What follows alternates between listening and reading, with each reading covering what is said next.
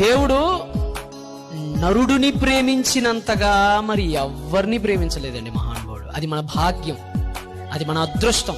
నిజమే, ప్రపంచంలో ఎన్నో కోట్ల జంతువులు, పరలోకంలో ఎన్నో కోట్ల దేవదూత సమూహాలు, ఎవరికీ లేని భాగ్యం, ఏ జంతువుకి లేని భాగ్యం, ఏ జీవరాశికి లేని భాగ్యం మనకి దక్కిందండి. ఏంటండి ఆ భాగ్యం? ఆయన ప్రేమని, ఆయన అనంతమైన ప్రేమను చూరగొనే భాగ్యం మనకిచ్చాడండి మన దేవుడు. మీరు బైబిల్ మొత్తం మీనా దేవుడు ప్రేమాస్వరూపి అనే ఆయన ప్రేమను వ్యక్తపరిచే మాటలు 800 సార్లు మీకు కనపడదు బైబిల్లో.